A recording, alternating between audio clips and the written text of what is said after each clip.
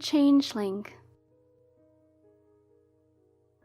There are sometimes tales that you can't believe ever really happened. It was on a nice Saturday afternoon that I heard one such tale. I'd been tasked by Dad to mow the lawn and to clean up the old shack next to our house. It had taken me most of the morning and a good part of the afternoon. As I finally closed the doors of the shack, I noticed our next-door neighbor, Mr. Kunze, sitting outside on the bench in front of his house. He was reading from what I assumed to be his Bible. The old man had always been very religious and a devoted Christian, but it seemed that in the last years he'd been drawn more and more to the Holy Scripture. I often wondered if it was because of his old age and if death was an ever-present impending shadow. I always liked the old man. When I was younger, he often watched out for me when my parents weren't around, and I had spent many afternoons just talking with him. He was one of the nicest people I knew, so of course, when I saw him outside, I went over to greet him. When I got over, I found him trembling. "Mr. Kunze, is everything all right?"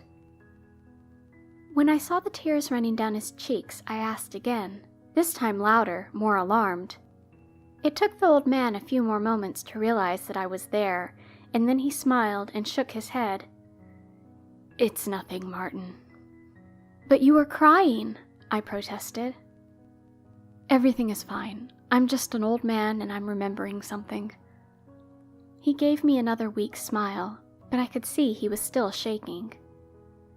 "Nothing is fine. You are still shaking. What are you remembering?" The old man, clutching the Bible and pressing it to his body, looked at me. "It's something that happened a long time ago in my home village.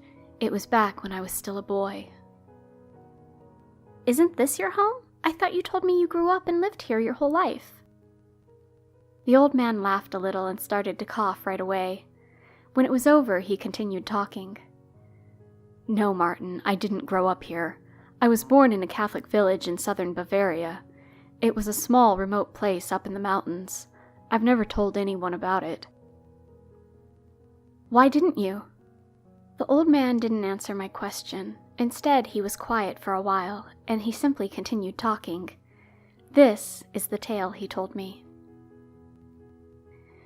When I was a young boy, there were lots of strange local myths and legends in my home village. I guess it was because of its remoteness.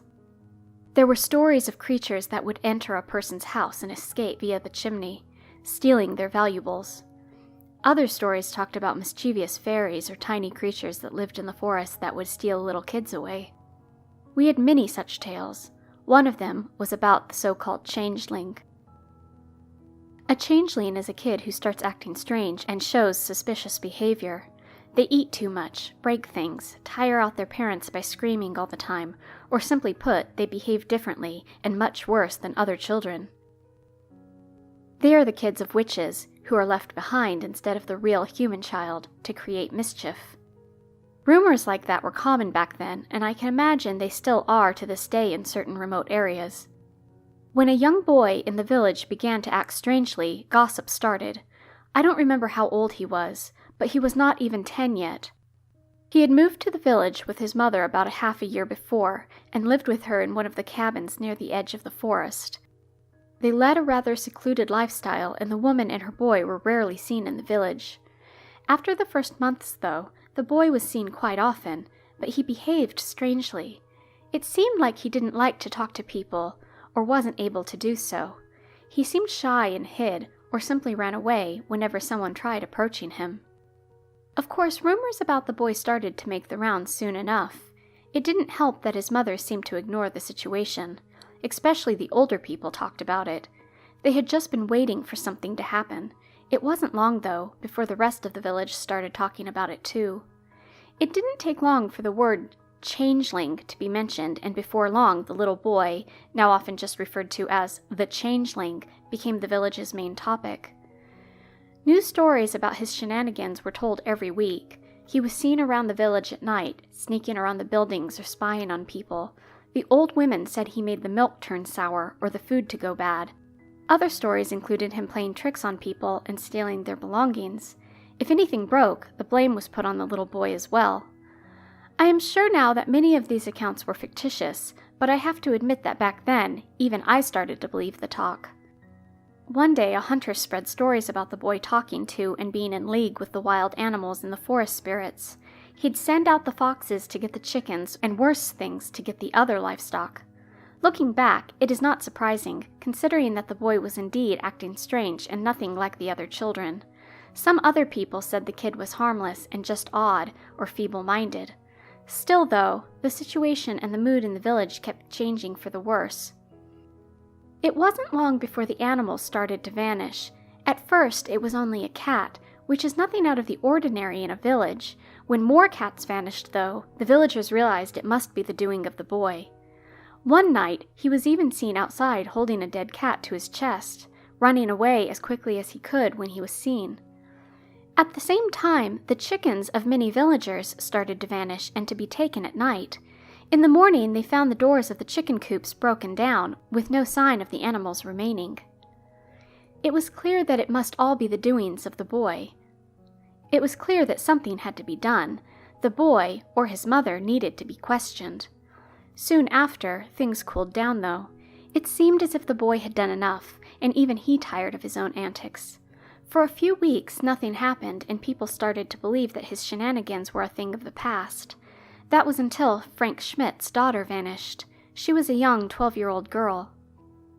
Her parents had been troubled when she didn't return home from playing with friends. They started to ask the neighbors if anyone had seen her, but no one knew a thing. It wasn't long before a search was conducted. Maybe she had an accident or had gotten herself lost in the woods.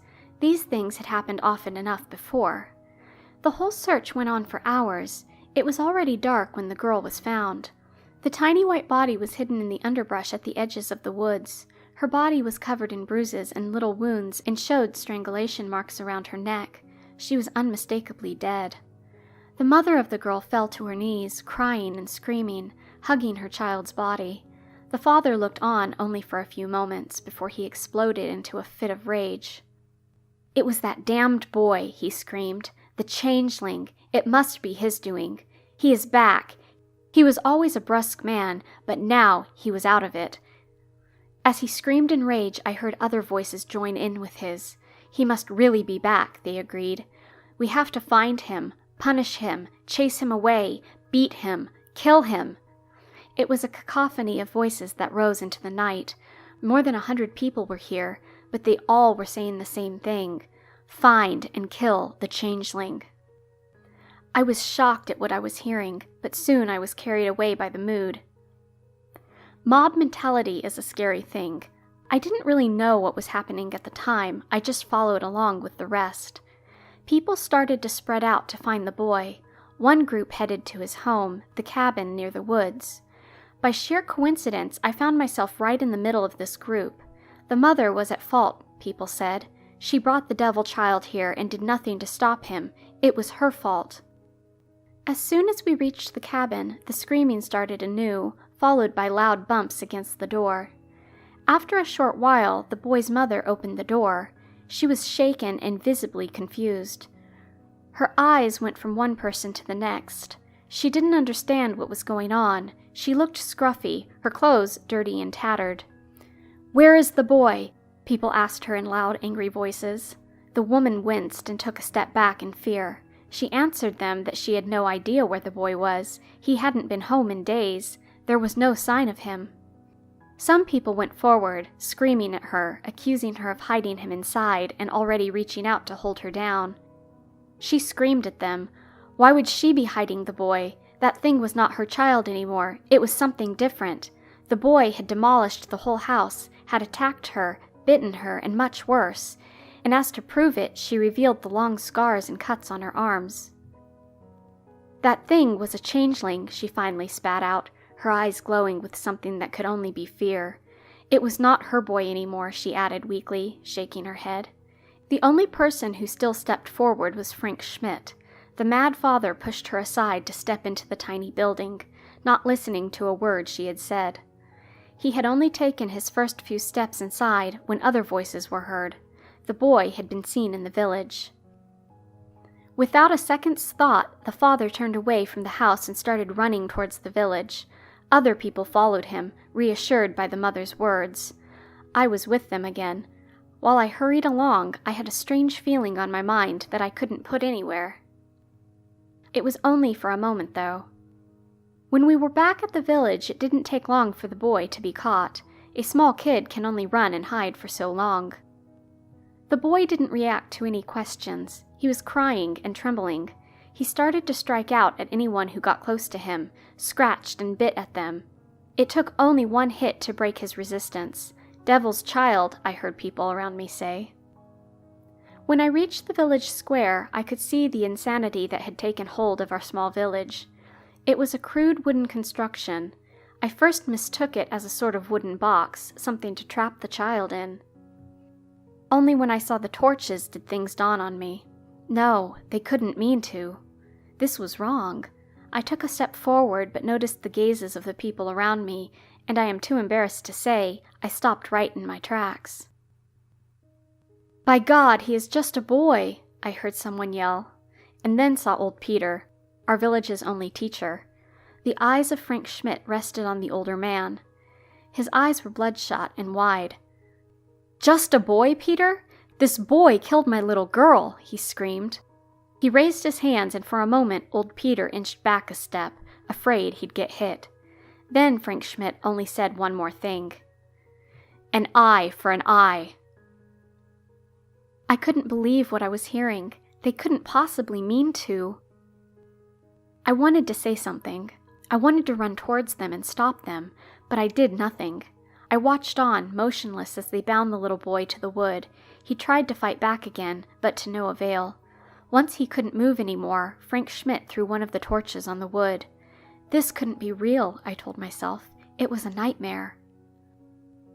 I looked at the people around me. Those were people I had known all my life, but now I couldn't recognize them anymore. Their eyes were wide as they looked on in fascination at the nightmare in front of them. For a moment, I saw the mother of the boy. She too was standing between the rest, watching as they did. As the flames started to rise, I told myself to look away, to close my eyes, to just do something so I wouldn't have to see what was happening. In the end, I stood right between all those lunatics and watched as they did. It didn't take long for the flames to finally devour all of the wood, and finally the boy as well. First came the screams of a little boy. Then the smell, the disgusting smell of human flesh. I still have it in my nose. After all those years, I can still smell it. The screams lasted only for a short while.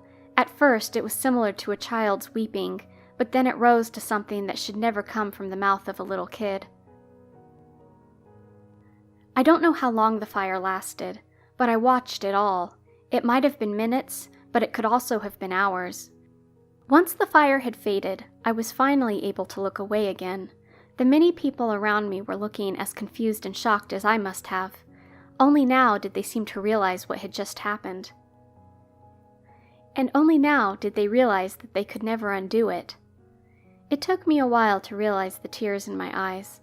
Others too were crying. It seemed the whole crowd was now murmuring and coming to their senses again. "Where did she go?" I heard someone demand of the people next to me. I could see it was old Peter again. I had no idea what was going on. "The mother of the boy," I heard him shout at some people. Only a few of them answered. Most people were still in shock, not yet clearly understanding what had happened. I saw the eyes of other boys, many of them younger than me. They too had seen everything. Finally, someone told Peter that they had seen her run away while the fire was still burning. Even if she'd thought the boy was a changeling or something had happened to him, he was still her child, at least in looks, and seeing the boy die like this.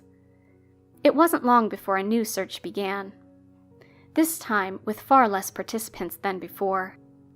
I still remember the repulsion I felt for this whole damned village. When it was about hunting down and killing a little boy, they all joined. If it was to find the mother of that same boy, they did nothing. Our search efforts were done almost randomly. We looked here and there, went up and down the village, until I finally remembered the cabin near the forest. "Her home, the cabin," I screamed to the rest of the people. It was only a few minutes later that we arrived at the door. Our calls were left unanswered. After a few seconds, I opened the door. First, I only carefully peered inside. Then I pulled it open and entered the place. The hut was in complete chaos. The woman had been right. I called out once more, but it was obvious that no one was there. We almost left to continue the search somewhere else, but then old Peter found the door to the basement. As he opened the door, we saw light from downstairs. She must be down there, I thought. Yet another call got no answer. I rushed down the stairs, taking 2 steps at a time. When I reached the last step, I froze. What I saw couldn't be real. I shook my head, closed my eyes, and then took another look. A changeling is a witch's kid left to human parents.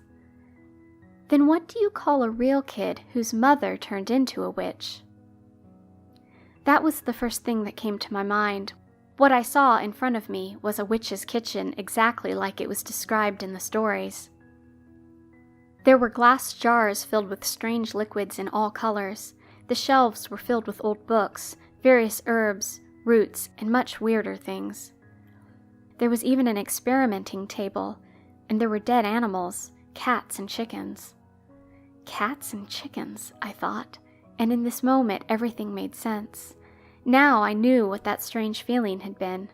There had been something wrong with the mother, with her eyes. It hadn't been the eyes of a confused or scared woman. No, it had been the eyes of a lunatic. "Oh dear Lord," I heard someone whisper behind me. Another person crossed herself. It all made sense now. How could a small kid break open a chicken coop? How could such a little boy kill a girl much older than him? No, the boy must have been acting strange out of fear of his mother. He had been hiding from her in the village. That's why he'd always been there, even at night. He'd been acting strange because he must have been abused, maybe even tortured. He must have been just a normal boy. "And then we burned this innocent little boy," ended the old man with a shaking voice, not even realizing I was still sitting next to him on the bench. He pressed the Bible even harder against his chest now. "Mr. Kunze, it's all right. It's not like you did it," I said. The old man finally looked at me. "I did nothing at all," he said. "If someone would have just—" He broke up. He didn't need to finish the sentence. I knew what he was trying to say. "So what happened afterwards?" It took the old man some more time to calm down before he answered me. "No one talked about it the next day. No one talked about it for some time. They buried the boy's remains and everyone pretended he had just been sick and that this night never happened. Soon after, though, people started to move away. At first it was just one person, then a family, then another. My family, too.